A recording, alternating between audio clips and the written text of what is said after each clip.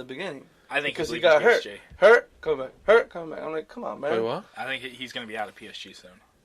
Neymar? Yeah, I think PSG's going to be like, no, this is a failed experiment. We got. They bought Neymar to win the Champions League. That guy eliminated quarterfinals. He lost Simple like his as first 2 games. Boom, done. Okay. Now the president is gonna think, shit, should we invest more money? Invest more money in what? Yeah. You had a stacked team. You couldn't win. They're winning the French league every year because it's a league for the blind. You know, they're going to the Champions League, and they don't do anything. They never do. They look good, obviously, but again, like against Real Madrid, they were actually playing pretty well. In Madrid, right? They played in Madrid. Yeah. The first time. The first time was in Madrid, no? Wait, who played who? PSG. The first leg was in Madrid. Oh, it was in Madrid. Yeah, it was in Madrid. Yeah, correct. Yeah. So I mean, they played pretty well. It was 1-1. It was 1-1 at And the the half. last 15 minutes, I think. Then because they took out Benzema and they put in Asensio, which was a smart move. No, but didn't they take out Cavani as well? PSG took out Cavani. Yes. So that was the bad part too. I mean, I think. But that coach. I feel correct. Going back to, I don't think it's the players. I think it's actually the coach because he has fucked up a lot. Yeah. Okay, he has fucked up a lot. Like PSG has a stacked team, young players. They could make it far, but again, it's a tactical part. People are starting to question the coach now. Well, I mean, he's making those moves in the French league, and it doesn't really matter. But It doesn't really He tries affect, to make the yeah. same moves in the Champions League, and they don't it's work. just going to blow up in your face Yeah. because League One isn't Champions League. Yeah. You're not facing the same quality. You're not facing the same teams either. It's completely different. That's why any of us can go to fucking PSG and be like, all right, we're winning League One. And you can believe it because we could just do whatever we want and we win it. It's because we have the players. But now this is where Thomas Tuchel, the former not Barcelona, Borussia Dortmund coach, he's rumored to go to PSG. Now, he did pretty well in Dortmund. Does he fit or can he work around that?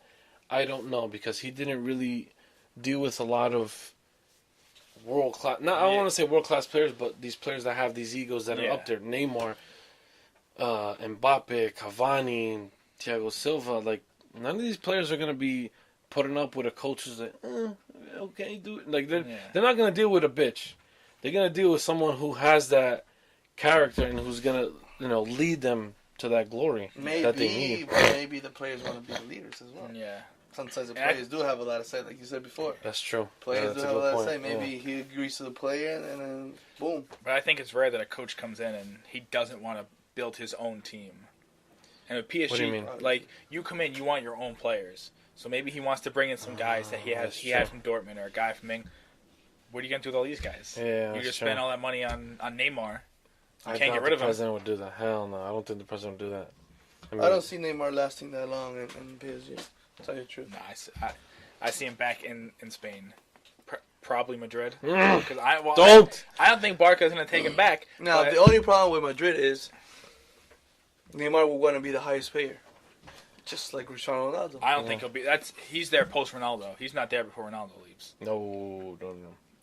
So I don't think Ronaldo's gonna leave. I don't think Ronaldo's gonna leave. Maybe 5 years from now. I don't think Ronaldo's. I think it's before 5 years. I don't. It depends what they do this summer. If they start making moves, he's gonna be like, well, they want to move on from me. If he's smart, they want to move on. I'll let him move on. I'll go somewhere else. Yeah, maybe not 5 years because he's how old is he? 33. Yeah. So I give him 3 more years. 3 more years to be top. Ronaldo. Yeah. He could still be. He's in good shape, man. He's always taking care of himself. Fantastic shape. Jesus. Always taking care of himself. No homo.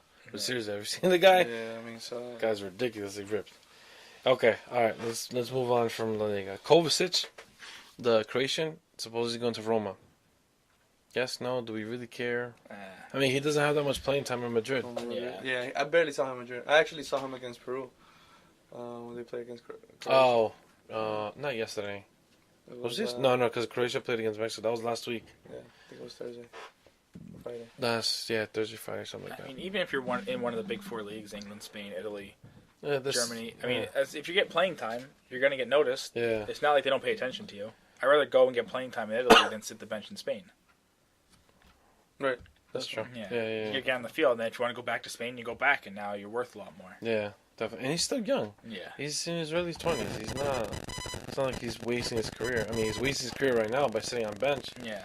I mean, all right, yeah, you're training with Ronaldo, Bale, and Modric, but you're gonna get this though. You're gonna get good players sitting on the bench because you have great players. Yeah. Well, that's what So we talked. it kind of goes. You know. We talked about before the rumors about Pulisic, and his career would be ruined if he went to Spain because he'd be sitting on the bench for Barcelona or Madrid.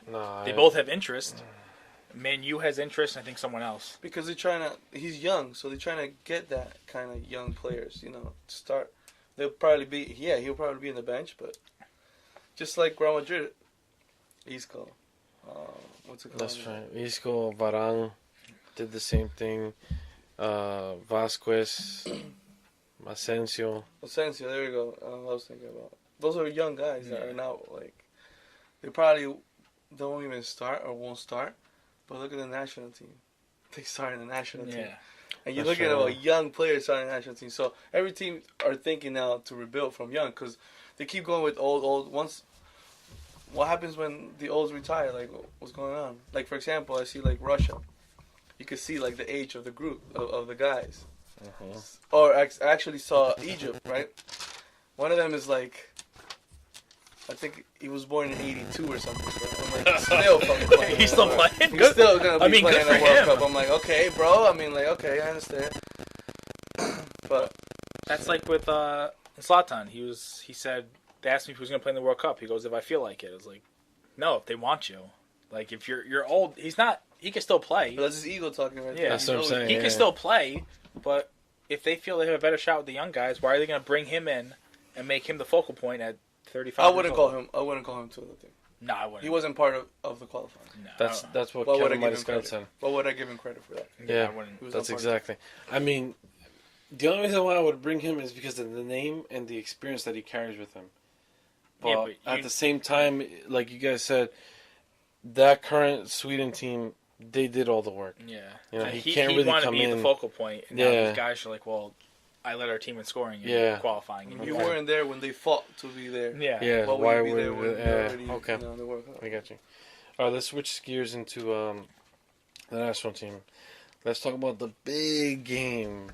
Spain thrashed Argentina, but not the Argentina we know. This is some, I don't know. I don't even want to say B, C, or D team. This was like some crappy team. The only good player, the only two good players that I saw there was Mascherano and Otamendi, and I barely saw them do anything.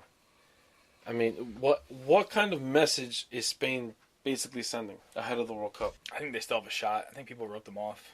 I will I admit personally that I wrote them off because I didn't. know. I saw them in the last four. I actually see Brazil in the final now. From what I've been seeing friendlies and stuff like that. Mhm. I see Brazil in the final. Minimum semifinals. Minimum. When do you think Neymar's coming back, though? He shouldn't play in the group stage. I don't think he should touch the group stage at all because they don't need him to. No. I mean, I'm going to try to be very balanced because I am Brazilian, so I'm going to favor Brazil a lot more. But what I saw yesterday was I wasn't shocked. I wasn't ready for Brazil to face Germany. I was not ready because, all right, coming through, you know, the qualification stages and you know, defeating all these teams or tying, whatever it is, and then playing against Russia, like pretty much drawing 0-0 in the first half and then come in the second half and 3-0. All right, that's good. But I did not expect them to not even score a goal. I was hoping for a 0-0 draw, and that's it. Mm-hmm. But they scored that goal, and it was okay.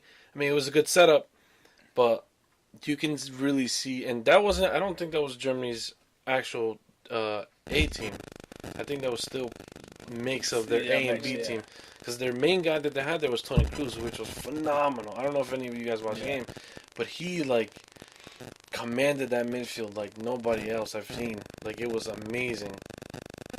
What happened? Going back to Argentina. Oh, shit! There we go. No, because you spoke about Brazil and then I got into We it. can't. All right, let's cut Brazil out real quick and just speak about Spain and Argentina. No names. You really did not see that much in Argentina.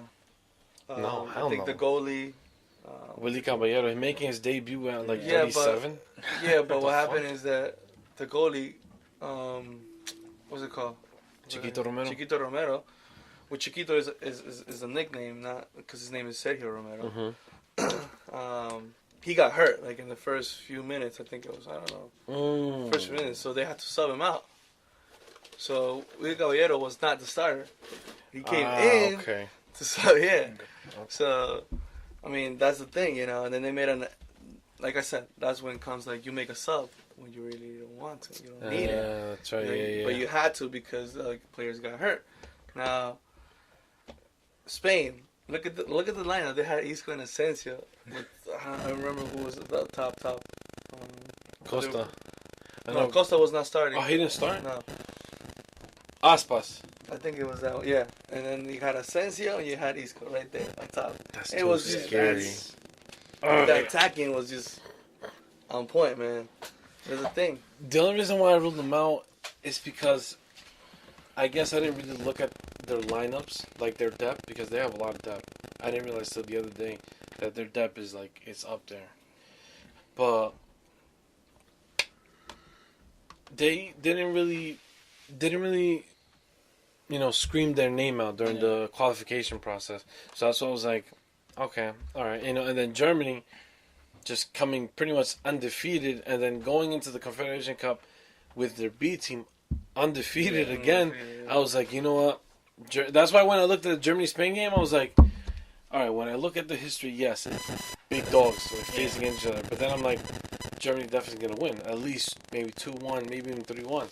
But then I see the Germany-Spain game, and I'm like, oh, like I was telling you, it was men versus men. Yeah. It was really, it was 1-1.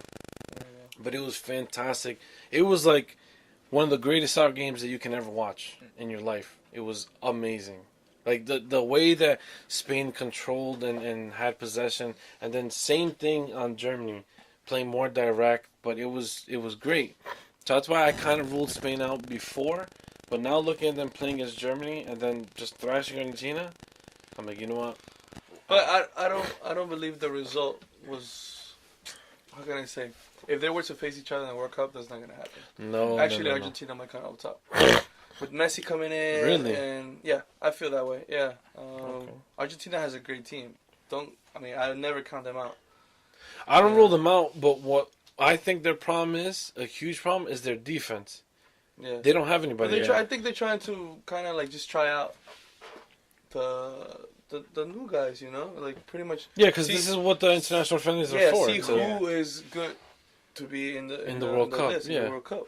Okay. Because at the end of the day, that's it. You know?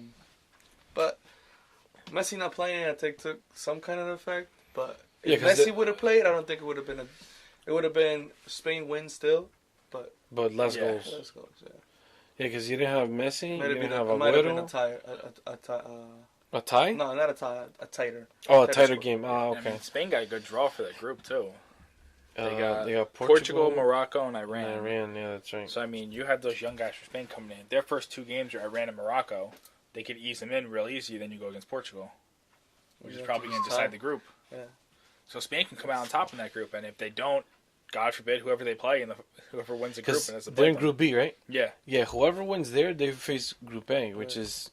And everybody's talking that Uruguay and Russia coming out on top. Egypt. And that's what I'm saying. I'm putting faith in Egypt. I think Egypt might eliminate Russia at the end of the day. Like Russia might. I'm hoping.